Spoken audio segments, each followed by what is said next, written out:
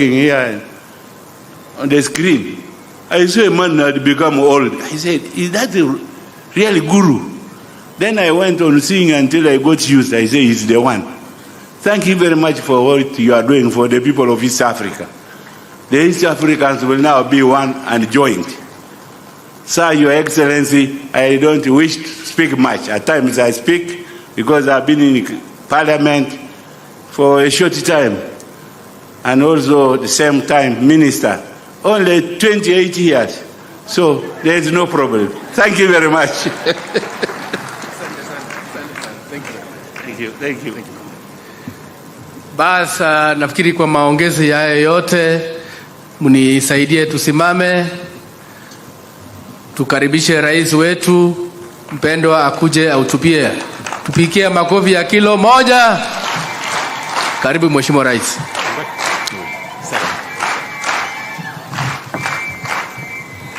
Haya, asanteni sana, tafadhali tunaweza keti chini. Thank you very much. Mheshimiwa Gavana wetu wa West Pokot, rafiki yangu Kachapin, my brother Raval Guru and the Defki family, mawaziri, viongozi wote na ndugu zangu wa West Pokot, hamjambo. Subai kokwo, subai na abo, takwenya yotin. Bwana Yesu asifiwe. Hebu mnisalimie hivi hewani nione watu wa West Pokot. Hey! Naona kweli mko na maneno mmekuja. Kwanza mimi nataka nimshukuru Mungu kwa kutupatia nafasi hii tufike county yetu ya West Pokot kwa mara nyingine tena. Na mtanipatia nafasi kidogo kwa sababu tuko na viongozi wengi. Tuko na watu wengi, marafiki wametoka sehemu mbalimbali. Marafiki wa ndugu yetu Bwana Guru na kampuni yake. Mumesikia ako na marafiki wengi ambao wamemsaidia kutoka IFC, banks zetu za Kenya, na marafiki wengine wengi ambao wameungana na sisi leo katika kusherehekea kiwanda hii ambayo tumengojea. Vile watu wa West Pokot wamesema, kiwanda hii imezungumziwa miaka nyingi, lakini leo kwa mapenzi ya Mungu tumekuja kuifungua rasmi, na sasa itazalisha mali na kuajiri vijana wa West Pokot. And therefore this is a very special day in many important ways to different stakeholders. To the Defki group, we are here to make another milestone in their ambitious expansion of their industrial footprint in the Republic of Kenya. To the people of West Pokot, this is a moment to witness the enormous resource potential of this county and its economic benefits to the local community and to our nation, Kenya. To the people of Kenya at large, we take a monumental step in our industrialization journey by aligning investment and productivity with our quest for self-reliance in respect of strategic goods. The role of the Defki group in this journey is commendable. Two of their investments, National Cement and now Semtech, produce 6 million tons of clinker annually, which is equivalent to our national demand as a nation. The opening of this plant takes our clinker production beyond this demand to 11 million tons annually, an excess of 5 million tons. The group's achievement is admirable. Over the past 5 years, it has invested, as Mr. Guru himself said, $1 billion. That is close to 150 billion shillings in our economy, in our country, both in the steel and cement manufacturing. And I want to congratulate my brother Guru, for having the confidence in our country. It takes courage. It takes commitment. It takes belief for one to invest 150 billion Kenyan shillings, even if it is counted in whatever currency. $1 billion is big money in terms of investment. It doesn't matter the currency you use to count.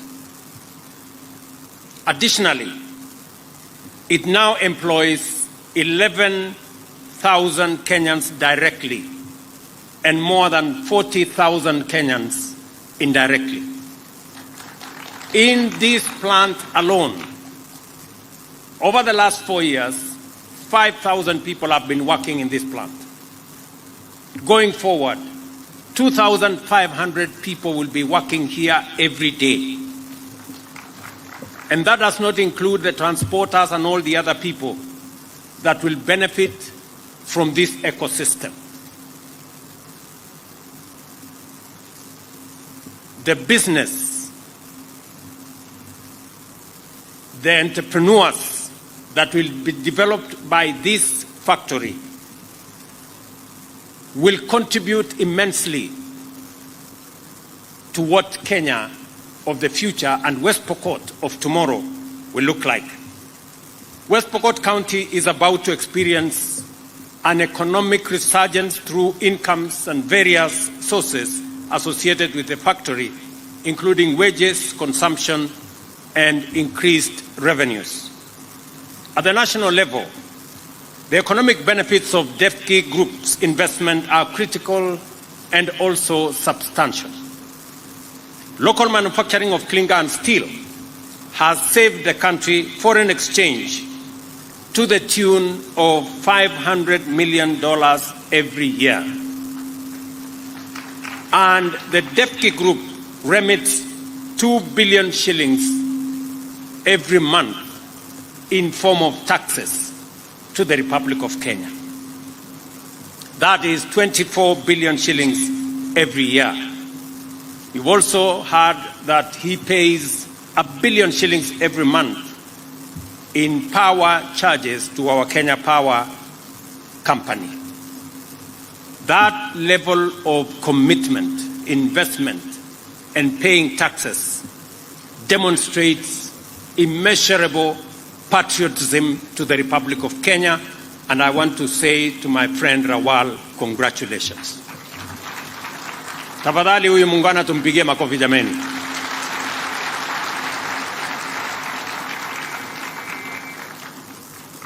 Huyu Guru ni rafiki yangu, lakini anaamini kwenye taifa la Kenya. Sio watu wengi wako na uzalendo ya kutosha kuweka pesa zao katika investment ya mali kama hii. Mumesikia hii kiwanda ilipatiwa leseni ikafanywa ground breaking miaka 13 iliyopita, lakini haikuanza. For 13 years nothing happened, kwa sababu people had excuses.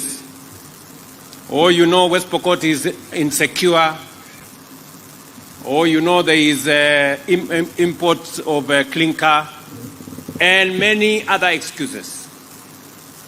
But when DEFCI came into the scene, a man who believes in Kenya, who has demonstrated his patriotism to the Republic of Kenya, he overcame those challenges. He overcame those excuses, and that is why today we have an investment of 45 billion shillings in West Pokot.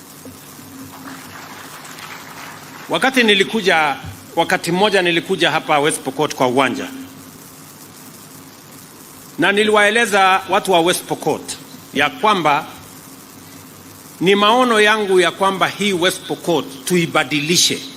Hii West Pokot tutaipatia jina mpya. Haitakuwa West Pokot ya wizi wa ng'ombe, ya njaa, ya kukosekana kwa usalama. Itakuwa ni West Pokot tofauti. Mnajua ile kazi tumefanya hapa West Pokot. Tumejenga barabara ambayo haikuwa imejengwa na serikali ingine yoyote for the last 8 or so years. We build roads in this county. Mumesikia ile mpango tuko naye kwa zile barabara ambazo zimesalia. Barabara kutoka kule maili 9 kule Leseru all the way mpaka Murpus hapa. Tumepatiana hiyo kandarasi, tumepata pesa kutoka Africa Development Bank, na katika hiyo mpango tutajenga hiyo barabara. Yale mambo mengine mumeniuliza, kwa mfano tufanye dualing pale Makutano, tufanye dualing hapa Kamatira kutoka hapa chini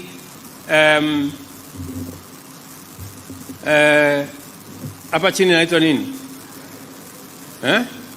Chepareria. Kutoka Chepareria kupanda mpaka Kamatira tuweke dualing hapa, tuweke dualing. Mumeniuliza maneno ya Ortum. Mimi naelewa sana kwamba Ortum ilikuwa ni hospitali ya muhimu sana dunia hii yote. Na mimi nataka niwahakikishie, wakati tutajenga hiyo barabara, tutajenga hospitali mpya hapa Ortum. Na tutajenga hospitali ya kisasa, kwa sababu katika ile budget ambayo tumetengeneza ya hiyo barabara kuna infrastructure ambayo tumebuild in ambayo ni ya muhimu. Tutaweka soko pale, tutaweka soko mahali tofauti tofauti. Kuna zile soko ambayo tayari tumeaward contracts. Tumeaward contract ya soko ya Sigor, tumeaward contract ya hapa Ortum, tumeaward contract ya Makutano, tumeaward contract ya Kajelipa kule Alale. Hizo tayari tuko na milioni 200 ya kujenga hizo soko. Lakini wakati tutajenga hii barabara, pia tutahakikisha kwamba sehemu ambayo inahitaji soko tutaweka soko.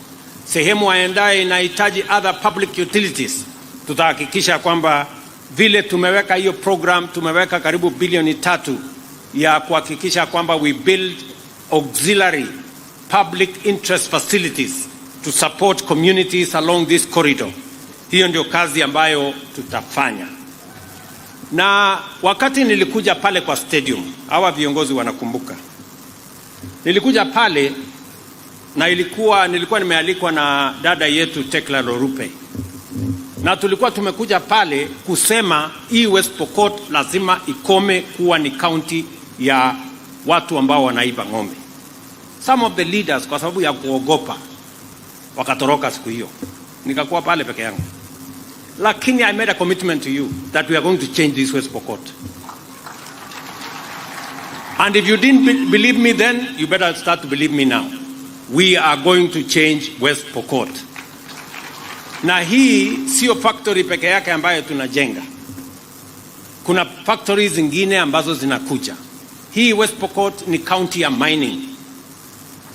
Na vile mnajua tayari tumepatiana kandarasi ya factory ya mining ya Flospa. Tumepata mwegezaji ataweka pale bilioni 4.5. Tumepata mwegezaji mwingine ambaye atatupatia mambo ya gold, ile Guru alisema. Kakamega kwa huyu ndugu yangu mheshimiwa Shinali. Pale tuko na bilioni 5.8 kujenga gold refinery pale Kakamega. Vile vile tunajenga kiwanda ingine kule Vihiga ya granite. Tumepata mwegezaji ya shilingi bilioni 2.5. Na ni kwa sababu tumekubaliana kama taifa ya kwamba lazima tupange vile tutazalisha mali ili tuondoe umaskini. Na njia moja ya kuondoa umaskini, kuzalisha mali na kupanga ajira ya vijana wetu ni kazi hii ya viwanda. Na mbali na kuweka hiyo mpango, waziri wangu wa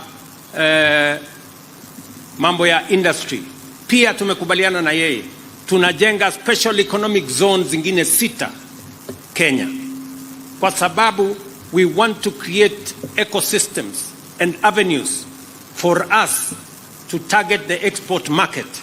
Mumesikia vile Guru amesema hapa. 80% ya hii klinka ambaye atatoa hapa, kiasi kikubwa itauzwa kwenye nchi jirani. Tutapata pesa ya kigeni. Because of the steps we took as a country, many people complained about the finance bill last year.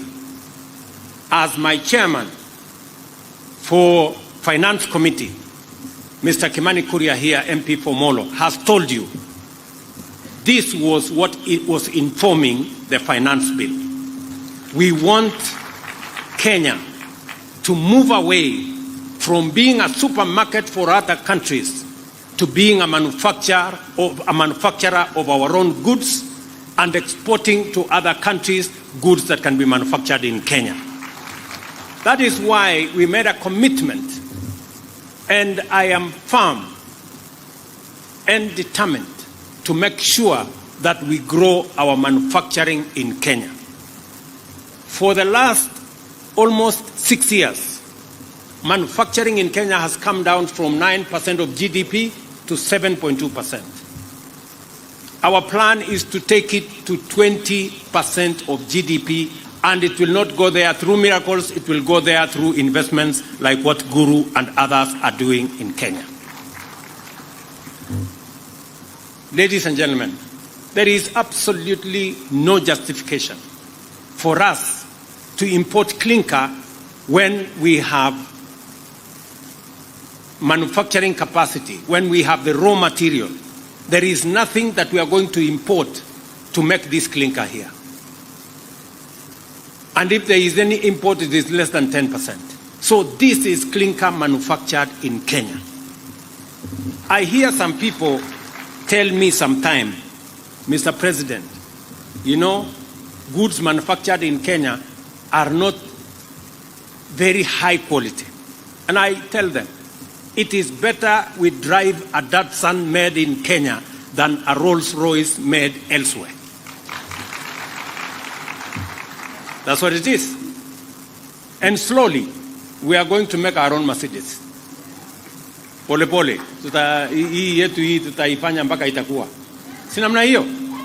So, we must believe in ourselves. I want to tell the people, my countrymen and women, we must believe in ourselves. We must believe in our country. We must be patriotic. We must work for Kenya. We cannot continue to be slaves of other people merely because we do not want to take the hard decisions and invest in our own country.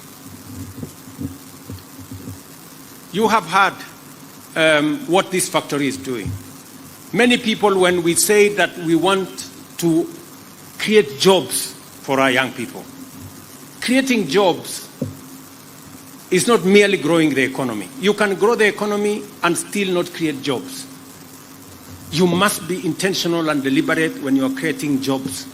That is why we are investing in different programs. Apart from manufacturing and processing, we have a housing plan that is supposed to grow our housing units by 200,000 every year.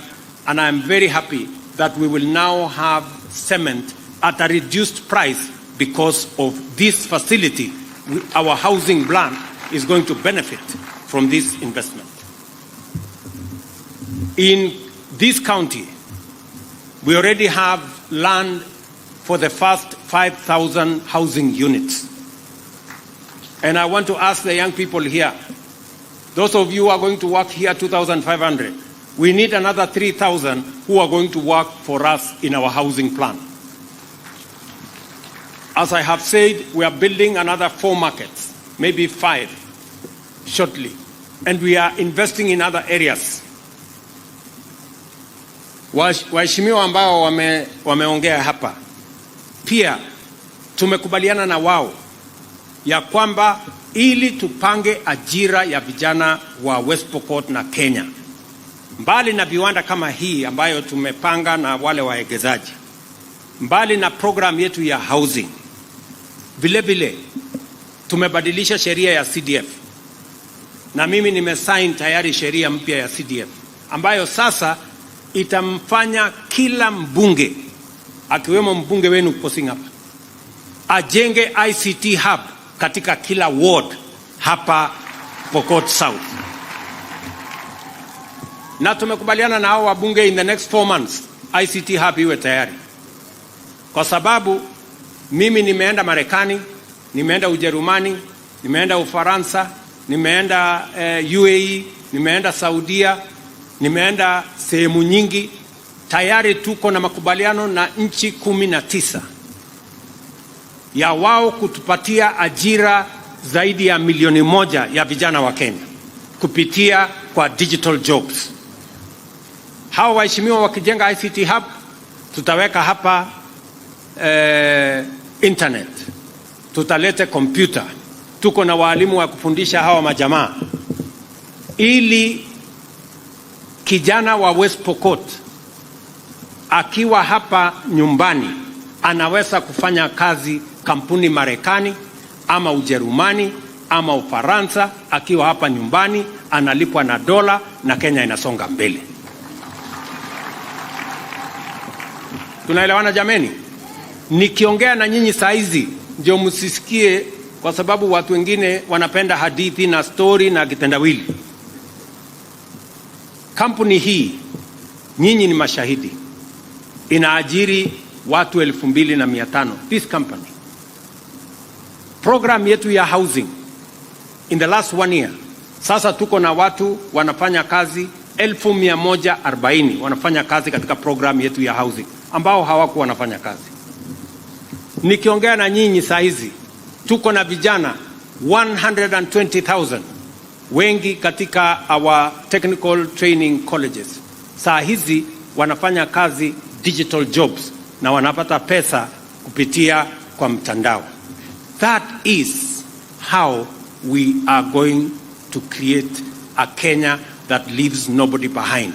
A Kenya that values our young people and makes sure that we are moving together as a nation.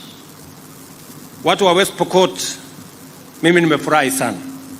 The DSP group eloquently illustrates the power of investment to promote self-sufficiency and export production, create employment, increase economic activity, utilize local resources and generate attractive returns for both the investors and for the country.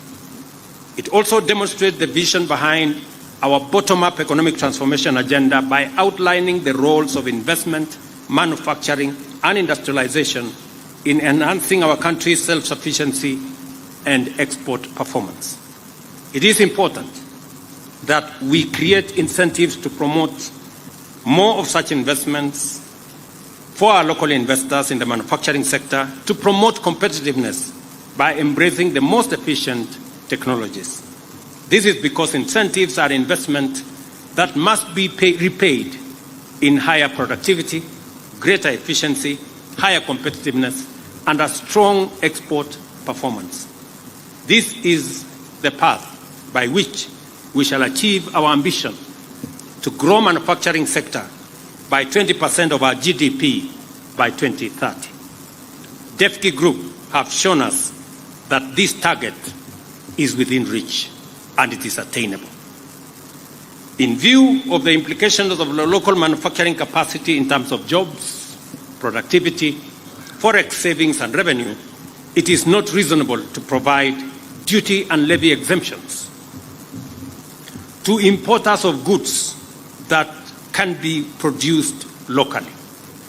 And that is the commitment I made to the country, and that is the assignment I gave to Parliament under the chairmanship of Mr. Kimani here and his team, that clinker, we are not going to be importing clinker, we will manufacture locally. Cement, we are not going to be importing cement, we are going to manufacture locally. Steel, we are not going to be importing steel, we will manufacture locally. Furniture, we are not going to be importing furniture, we are going to manufacture locally.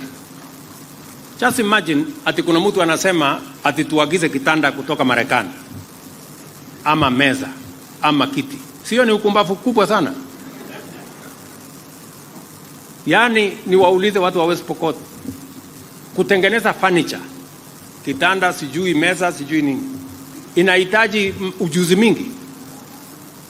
Inahitaji tu seremala na msumeno na randa na nyundo na msumari, mambo imekwisha, si kitanda iko tayari. Na tumemwambia wale wanataka kuimport kitanda kutoka sijui wapi, hiyo kazi hawatafanya. Na kama hawataki kulala kitanda imetengenezwa na Wakenya, wanaweza kulala chini. There is no problem. Hakuna mtu atakufa kwa sababu alilala chini. So we must believe in Kenya. We must be patriotic to our nation. Na mimi nataka niwashukuru watu wa West Pokot. Gavana wenu amesema hapa ya kwamba nyinyi mmejitolea, mmezalisha chakula.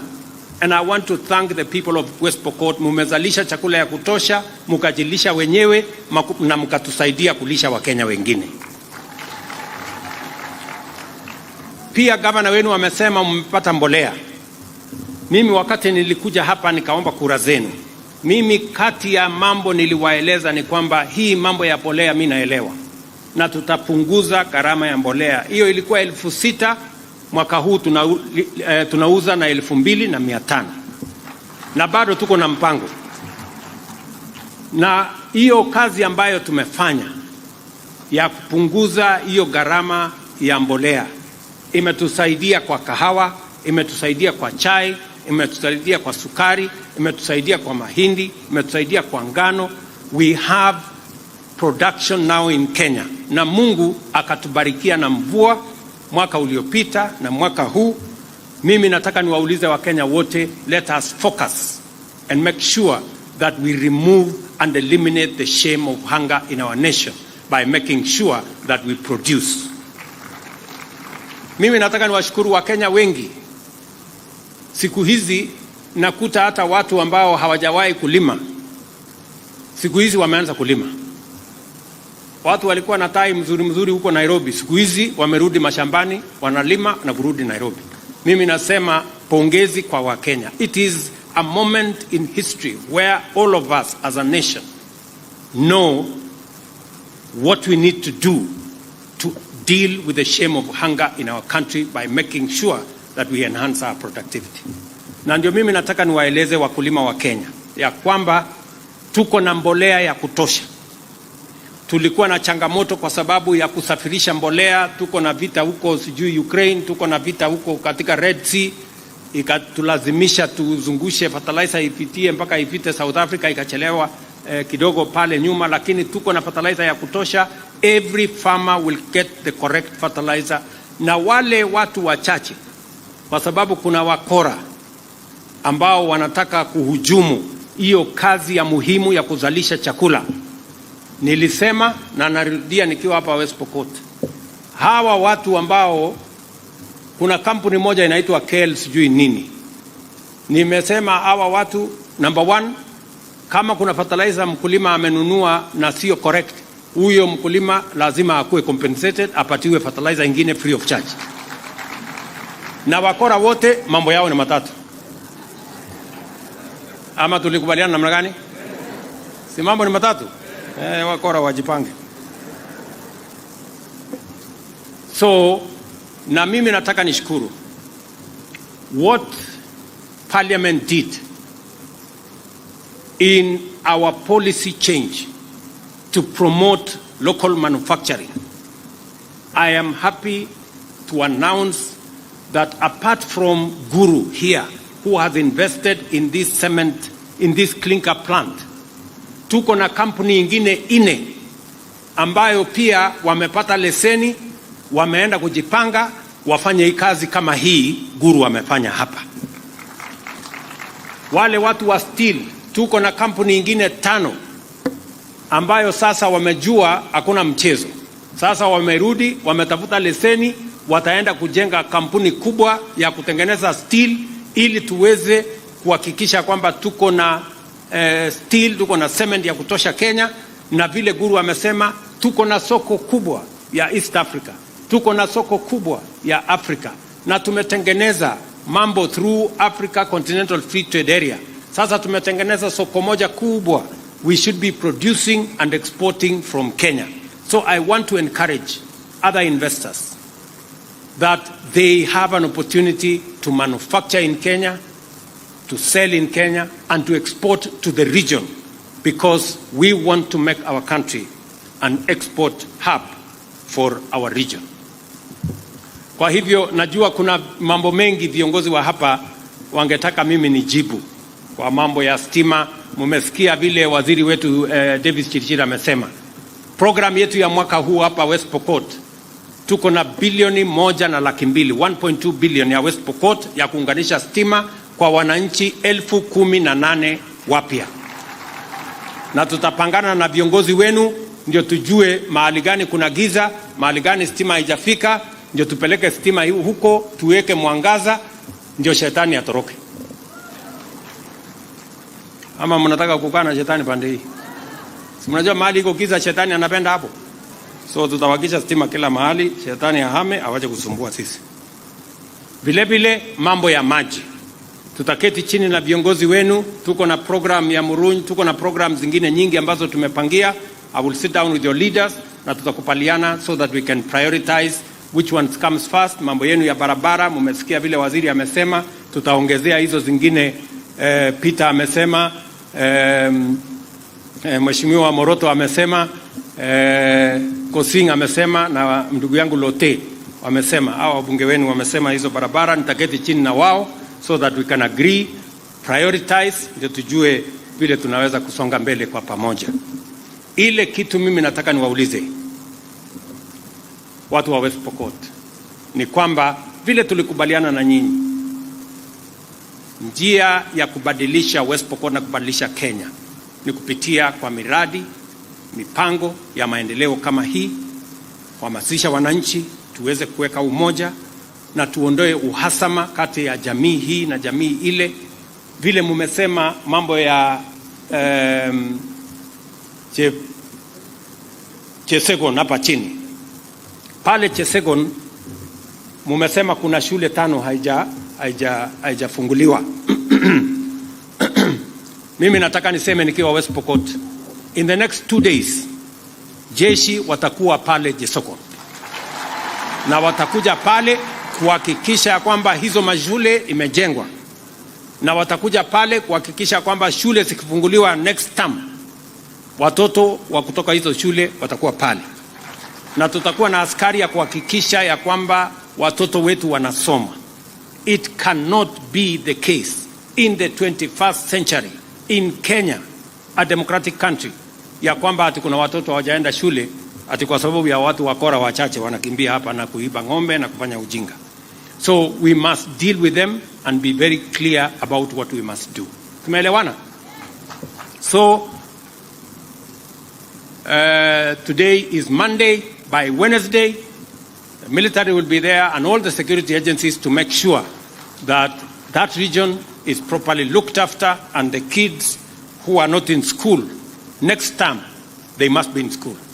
Na kama kuna shule yoyote ambayo imeharibika, tutajenga mpya ili tuhakikisha kwamba watoto wetu wanarudi shuleni. Na hivyo ndivyo tutafanya in all other areas. Mumeniuliza mambo ya administrative units. Mumesema mnahitaji, sasa mmenichanganya, mmesema administrative unit ya sijui wapi na wapi na wapi. Tukiketi chini na hawa viongozi watanieleza so that we can prioritize, ndio tujue mahali gani inatosha. Nimesikia Lote anasema anataka ikatwe ile ya huko chini. Huyu Moroto anasema ikatwe ya kona hapa. Peter anasema ikatwe ya huko chini. Sasa ikikatwa hii sasa tutakuja tuongeze, ndio? Ndio tupangane vizuri. Ndio tuone vile itakuwa.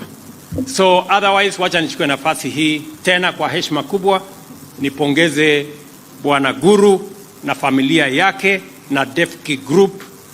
We really appreciate, and I want to promise you that you have the support of the government of Kenya as you undertake this great investment patriotic to the people of Kenya. You have my personal support and the support of the government of Kenya, because you are making a difference in lives of the people of Kenya, and we sincerely appreciate.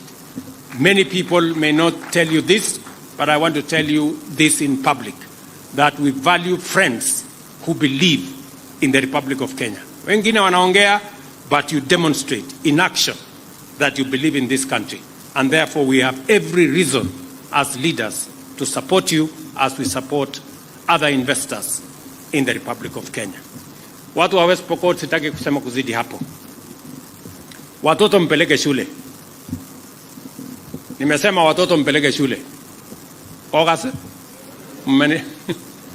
Mmenielewa? Watoto tupeleke shule. Last year tuliajiri walimu wengine 56,000. Mwaka huu kwa mapenzi ya Mungu tutaajiri walimu wengine 20,000 kwa sababu tunataka kila mtoto wa Kenya apate nafasi ya kusoma. That is our commitment, so that we can build a nation that we all believe in. Mimi nataka niulize wale niliwaambia madaktari jana. Tafadhali tukubaliane kama wa Kenya ya kwamba we must live within our means. We cannot spend money that we don't have. We cannot have a budget that we cannot fund. And that is why we have to cut down on expenditure. I said yesterday we are cutting down the budget Parliament had done of 4.2 trillion. We are cutting it down to 3.7 trillion. We are removing 500 billion because we must cut the size of the cloth that fits our size. Hatuwezi kuendelea to live large. And I want to say this. It will be reckless. It will be irresponsible.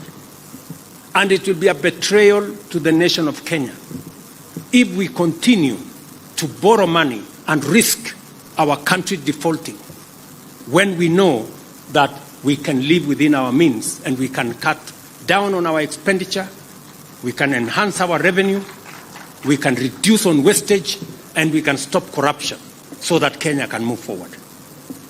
As I have told the country before, we are going to make the right decisions. Last year, when we make decisions to stop matters to do with unnecessary subsidies on consumption, many people did not believe in it. But now, unga ambayo ilikuwa shilingi 200 plus, saa hii guru huyu ameniambia amenunua hapa shilingi 100. Hapa kwenu. Hiyo imepungua. Dola ambayo ilikuwa imefika 160. Because now people believe in Kenya and they believe we have the capacity to make the right decisions. Dola ndio hii imekuja imefika 130 ikiteremka chini. Mafuta inateremka chini. Dola inateremka chini. Jana ilitangazwa stock exchange ya Kenya, Nairobi Stock Exchange. Imetoka from being the worst stock exchange to the best stock exchange in the world. Stock exchange ya Nairobi ya Kenya. Sasa nyinyi mnataka stock exchange ya Kenya ndio number 1. Na nyinyi mko stock theft. Surely. What an irony. Hiyo maneno tuwache. Maneno iko huko kwa stock exchange. Tumeelewana? Huko ndio maneno inaendelea mzuri. Tuwache hii ya stock theft. Tumekubaliana jameni? Watu wa West Pokot tumekubaliana? Tuko pamoja? Nimesikia viongozi hapa wameongea, wamesema West Pokot sisi wote tutakuwa chama moja ya UDA. Ni kweli ama si kweli? Ni kweli ama si kweli? Harambee. Mbona sauti bado? Harambee. Hapo kwa kazi ni kazi. Tutakuwa hapo sisi wote. So mimi nakaribisha Posing, nakaribisha Lote, nakaribisha mama wetu wa county, nakaribisha kila mtu kwa chama yetu ya UDA. Si namna hiyo? Na wewe sasa pita, kwa sababu wewe ndio na senior wetu. Huyo senior. Huyu uko bunge, sasa yeye ndio senior kabisa. Huyu Samuel Moroto. Sasa nyinyi mtayarisha sakramenti mulishe hii watu. Ndio tutembee pamoja. na governor, si ndio? Ama namna gani? Mtayarishe meza ya Bwana ndio tutengeneze hiyo maneno tusonge mbele pamoja. Si ndio? So otherwise mimi nataka niseme asante sana. Nimefurahi sana kufika hapa West Pokot. Mimi nawapenda sana na watakia baraka ya Mungu. Thank you very much.